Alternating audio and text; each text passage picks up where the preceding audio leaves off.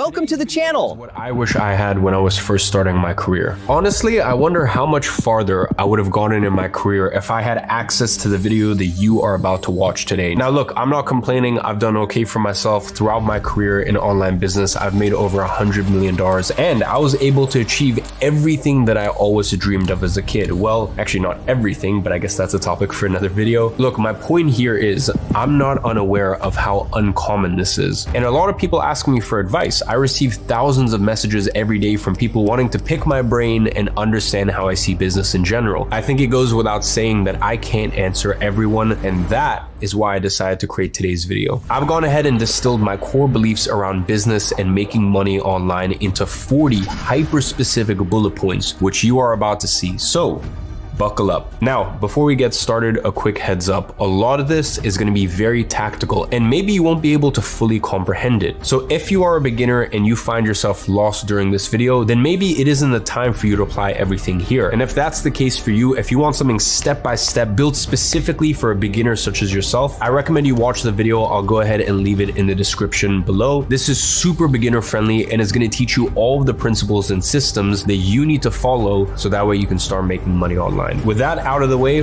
let's get started. My first piece of advice, make a lot of people a little richer and you're gonna make yourself a lot richer. Look, one of the easiest ways to succeed in life is to figure out how you can add value to people or businesses, make them more money, and as a default, you're gonna get paid a percentage of that. And I wanted to put that first here because a lot of people just overcomplicate business in general. If you look at a lot of the most profitable businesses to start, these are businesses where you get paid a direct percentage in accordance to how much value that you're bringing. My second piece of advice is definitely not one you're gonna hear in most podcasts or most feel-good self-help videos. You are gonna get screwed over, be ready. Someone at some point will throw you under the bus to get some sort of short-term advantage. It's fine, it's a part of the game, and I think when you have that expectation going in life, you take it a lot less personally. I find a lot of people are like, how could they do this to me? And they spend so much time like ruminating over these things, whereas if they just set their expectations clearly at the beginning, which is like, hey, life can be very cutthroat,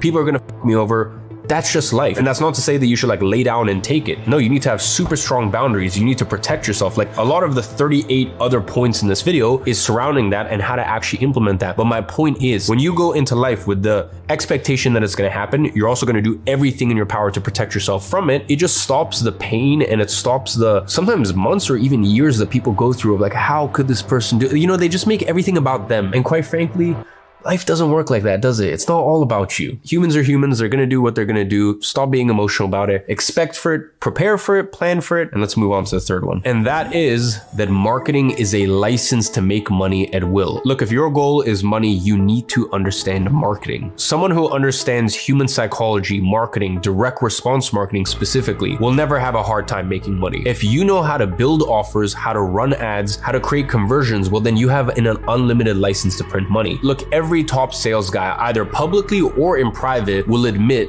that being a top marketer is much better than being a top salesperson. You need to understand that marketing is one to many, aka dozens of people, hundreds of people, thousands of people, hundreds of thousands of people, millions of people, whereas sales is one-to-one. So you just can't really compare the two. Fourth piece of advice, if you're working for other people, if you're working for someone, study their business inside out. I think working at great companies or taking apprenticeships is amazing, but I also see a lot of people wasting their time with it. When they're working in a business, they have their blinds closed and they're not paying attention to everything that's going on. That is a huge mistake. You should be taking advantage of every single business that you're working for in terms of understanding how they operate, because at some point you'll probably want to start your own thing, and by then you're going to be properly equipped with the right information and systems that you need to run your business. Number 5, sell what people want to buy and not what you want to buy. If you genuinely want to make money, you have to take yourself out of the equation and only care about what the market wants and not what you would buy. Next up, today's actions are tied to next year's results. Your days should have a wave of calm to them. They shouldn't be chaotic. You shouldn't need everything to happen today. Everything that you do, every move you make is aiming towards the future. So every time you take an action, if you're like, wow, I had a insane kick-ass day, like this was a 10 out of 10 day, like I gave it my all, I left it all out on the court today. Don't think that tomorrow you wake up and you yield the results of that. Go to bed that night and visualize, okay, in a year, this is the results that it's going going to yield. Like everything you do, have at least a 1-year outlook in the future of. Once again, I think it's very important to frame your expectations correctly, because if you know, and a lot of people do have this idea that, oh, I gave it my all today, so tomorrow I'm going to see the results. And then tomorrow or next week, they don't see those results and then they get disheartened. Like I think a lot of business lessons and life lessons honestly just come down to your worldview and your expectations around when the results are going to kick in. All right, next up, revenue means nothing. Look, I see so many people brag online about how much their business is doing, while at the end of it, they're taking home 5 or 10%. Revenue means nothing. Worry about your margins. Big numbers are absolutely worthless if you're working your ass off and taking home a 9-to-5 check. Number 8.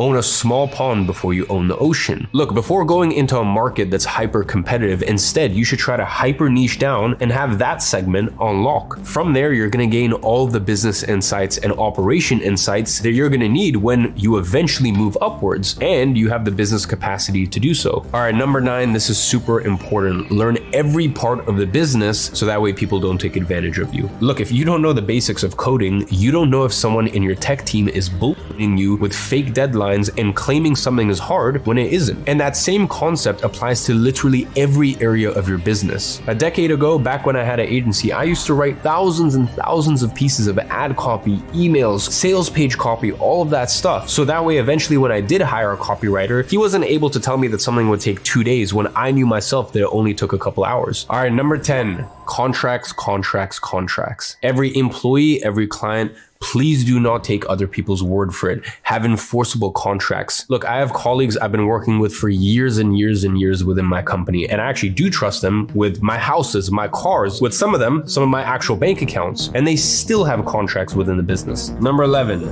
have a story to tell. People don't remember what you've done, how successful you are, or how many cars you have, but they remember your story. The more people know about your story, the more people trust you and they will want to do business with you. All right, next up, you will overestimate the kind of products that people want to buy. A lot of people want to do done-for-you offers, things that are super complex, things that involve coaches, one-on-ones, etc., etc. Meanwhile, one of the most profitable offers that's currently running on Facebook right now is literally a psychic reading delivered through an AI automation. People who want to see their future. Look, for a lot of people, they might think that's dumb, but it works. I'll be honest with you, the average IQ is lower than you think. If you are in this to make money, you don't need to overcomplicate it. People want easy things to consume. Number 13, protect your word and your reputation at all costs. Once you have a tainted image in the industry, it's very hard to go back, almost impossible. Your word is your bond. Never go back on it. And at the highest level, people don't do business because they enjoy what you told them on a call or in a meeting. They do business because they talk to 5 or 10 people and they ask about you. They get a reference check on your character, and depending on other people's answer, they will either do business with you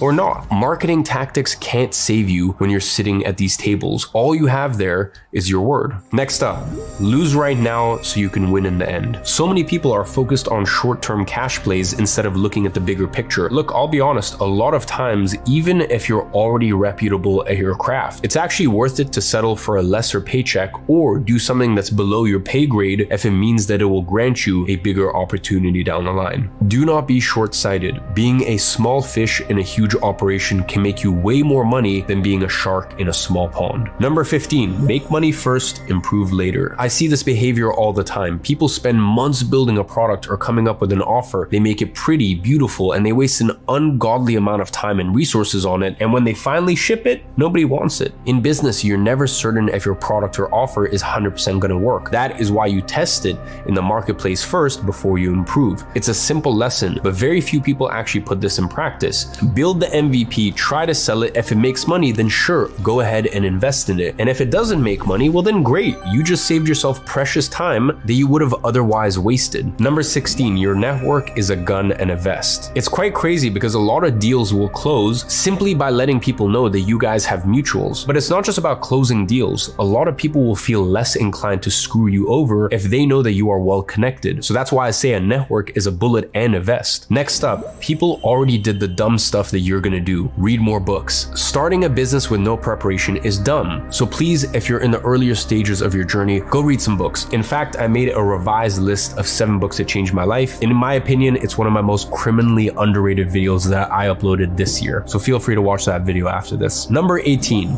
how to never lose clients in your life. You see, most people just do their jobs and they don't lift a finger after that. Whereas if you have a service-based business, if you want to keep clients forever, your job is the least that you should be doing. It's a given. You should do your job and then be constantly adding more value that aren't necessarily within your line of expectations. People don't want to get rid of people that are proactive. Next, results come from depth and not volume. Look, I'll be honest with you, if you're doing a lot of volume of shit, you just have a lot of shit. People who are actually successful in business are doing things out of depth. They have a certain knowledge of what they are doing. There's a certain knowledge, okay? There's a skill to it. And it's not just let's throw shit at the wall and see what sticks. It's let's throw shit, then analyze, then let's throw some more shit, then analyze. And the further along you get in your career, it's actually more about depth, thinking time, planning, strategizing. Now, to begin with, when you just first get started, it actually is just about, blind action. But as time goes on, depth is the most important thing. And that actually takes us to number 20. Understand that you are in it for the long run. You see, a lot of times in business, you're going to feel stressed out. You're going to want to switch business models. You're going to feel inclined to make a lot of short-term moves. But these aren't chess moves, okay? You're just tired and exhausted. So please, no matter what, just always maintain a long-term plan. If you like this, subscribe and drop a comment.